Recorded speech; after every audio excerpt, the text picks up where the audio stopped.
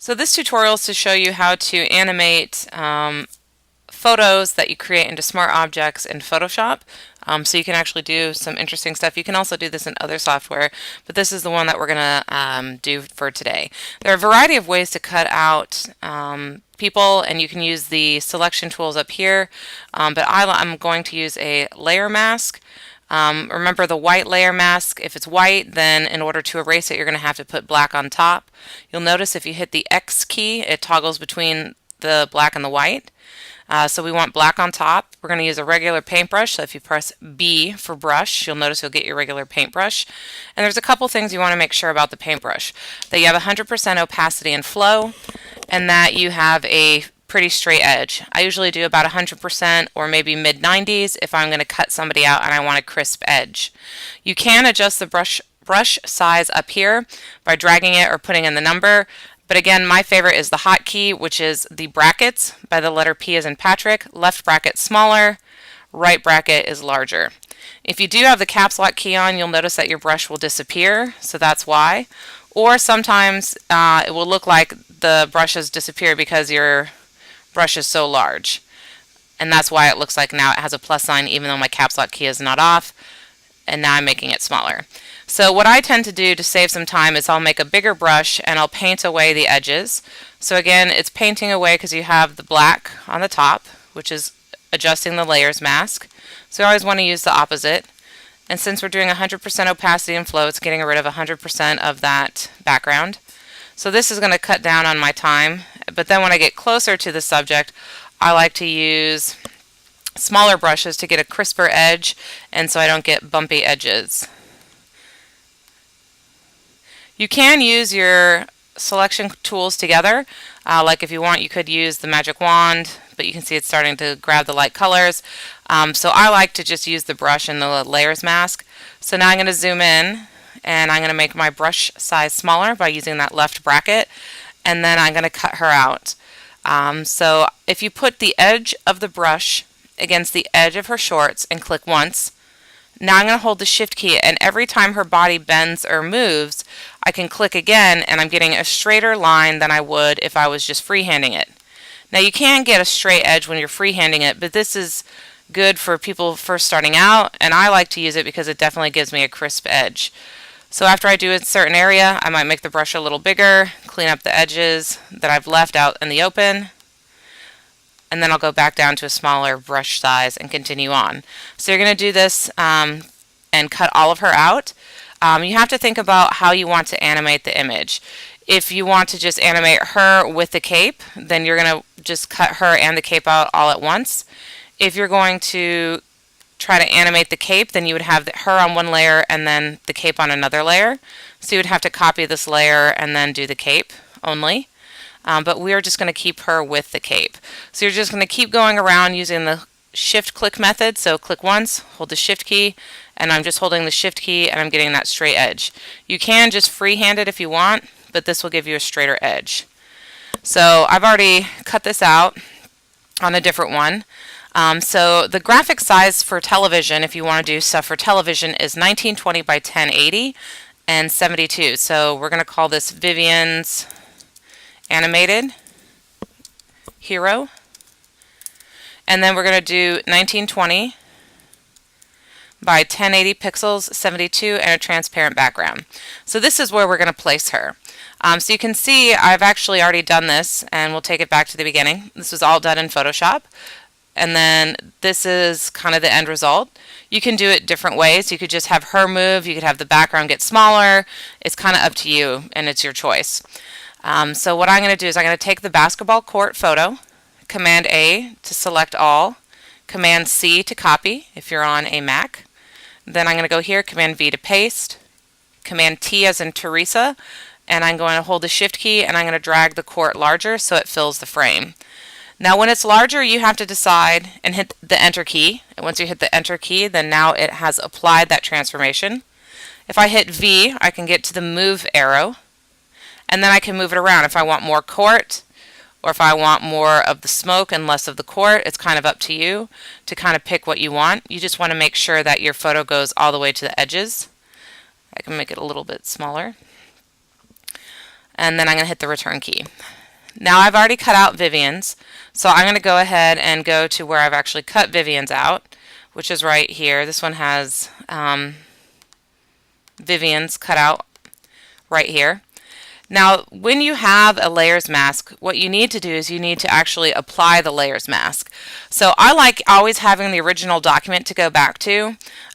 So I'm just going to leave this here, and I'm going to drag this to my new layer. So I'm going to have both windows, which is why I drag this window out. I'm going to use the move arrow and drag this layer to this document, which it has that. So we're going to drag this.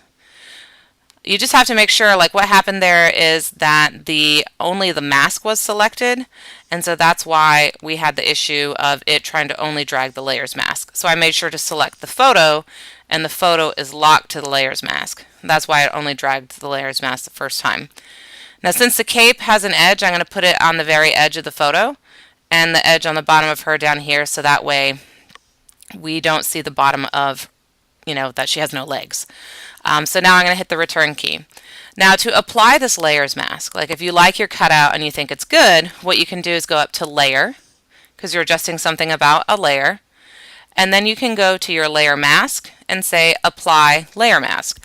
And now it applied your cutout to the actual photo, so now you just have one image right here. Now, unfortunately, in order to animate, you can't use the photo. You have to turn the photo into what we call a smart object. It makes it more of like a graphic. So what we're going to do is we're going to click on it. If you control click on it, or double click if you have a double click mouse, I'm just using my laptop, so I'm using my keypad, I can go up to convert smart object. And then now it's a smart object. You can tell it's a smart object because now it has this like piece of paper with a black square in it. That means it's an object as opposed to a photo. Which allows you to edit things differently, but this is what we have to do in order to animate the object. We're also going to turn the background into a smart object, so that way we can animate the background as well. Now, in order to animate this, you do have to use the timeline and keyframes. And the timeline and the keyframes are similar to timeline and keyframes in Final Cut Pro or in Adobe Premiere. So now that I have the timeline, I'm going to go down here and say create video timeline. Now it's created a video timeline, and it'll create it with every single layer that you have, and I only have two. So what I'm going to do is I'm going to zoom out so I can see Vivian's. The hotkey to zoom is Command minus, or you can go down here to the bottom and change the number to a smaller number. Now, if you want to edit a layer, you have to think about what kind of edits you want to do to it. Transform will allow you to transform the size, make her bigger or smaller, look like she's coming towards us, or she's going away from us. I can't make her go away from us because she has no legs, so we don't want to see that. Opacity, I could make her slowly appear and then be 100% opacity, and the style is adjusting the style of it. So what I tend to do if I'm going to do a quick animation in here is I'm going to make her appear larger in the frame. So what we need to do is this little stopwatch, if we click on this, it's going to add what we call a keyframe. A keyframe means that at this point something is going to happen. Like in Final Cut Pro or Adobe Premiere, you could go from black and white to color. It allows you to fade and transition to it. Also, like keyframes like you see when you're editing your audio on your audio waveform. So we install a transform keyframe at the beginning to let it know that this is what she's supposed to look like at this frame. Then if I want, I can drag my playhead all the way down to the end, maybe near the end, and then I'm going to add another keyframe. Now at this keyframe, now I'm going to drag and I'm going to transform her. Since she's a person, we want to make sure that we drag and transform her proportionately. If you don't hold the shift key and pull from one of the corners where you see the double-sided arrow, she will get chubbier, taller, shorter, so you have to adjust her proportionally. So I'm going to hold the shift key, and now I'm going to pull out like she's coming towards us, and I'm going to let go. Now if I scrub my playhead back, I have to hit the return key to apply the transformation. That's why the X is there. Now if I pull the playhead back, you can see it shows that she's going to go from being her normal size to slowly going into where she's larger in the frame. Now you can leave it at that, or if you want, you can go to your layer 1, and then I can ask it to reveal, and I can scroll down.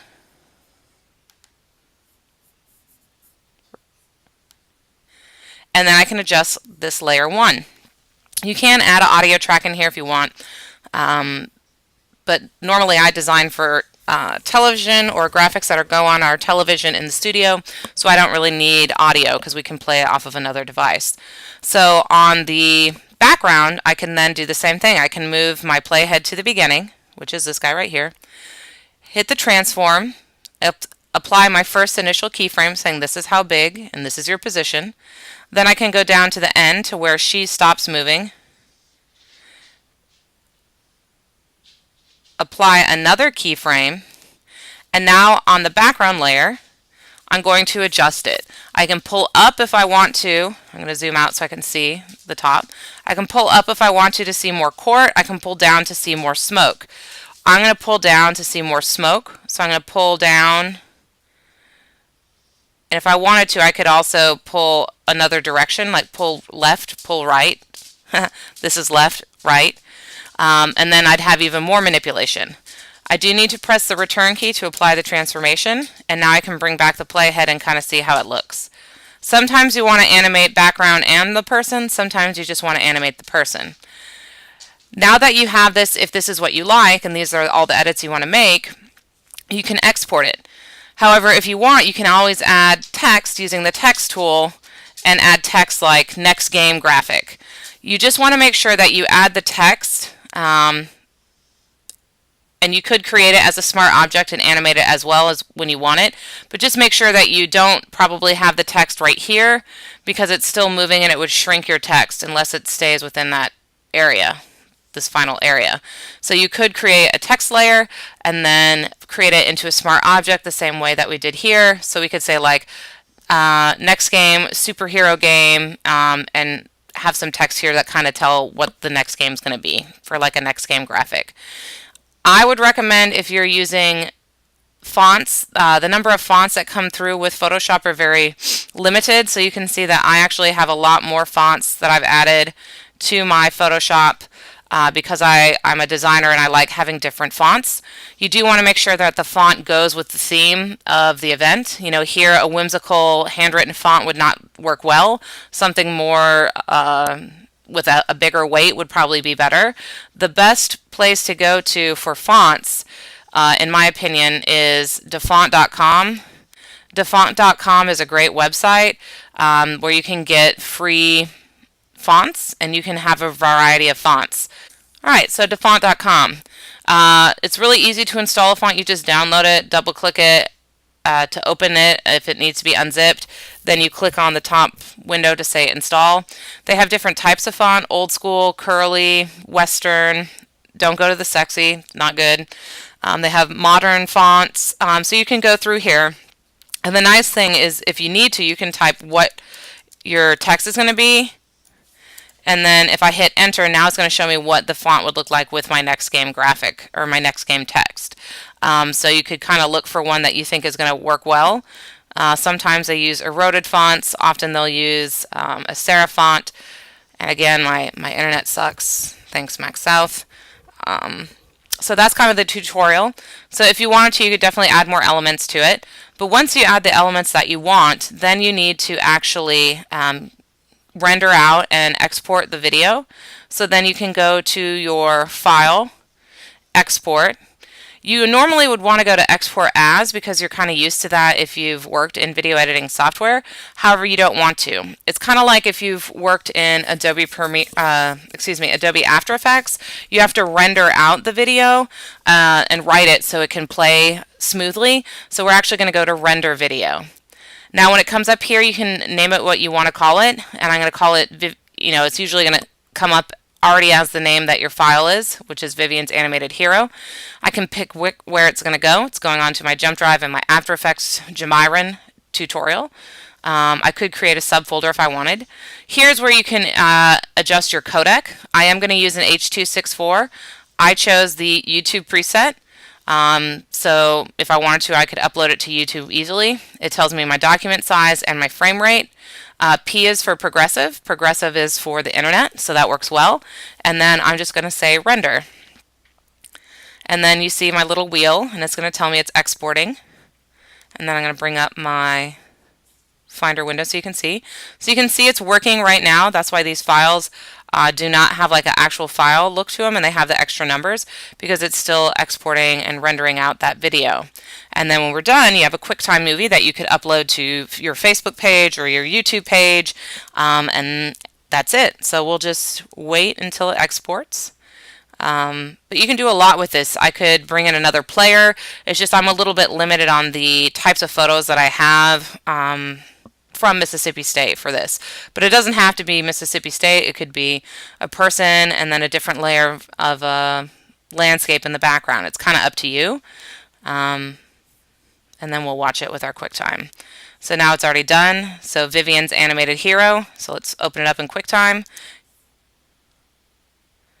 If you wanted it to go faster, then obviously you would move your keyframes more to the left so it's a little bit quicker. So that's because the keyframes are further apart, whereas in this one, the keyframes are a little bit closer together, which is why it's going to go a little bit faster. I like the faster one a little bit better personally because I think it is more superhero-like because they go a little bit faster. But, you know, it's kind of up to you. It depends on your effect.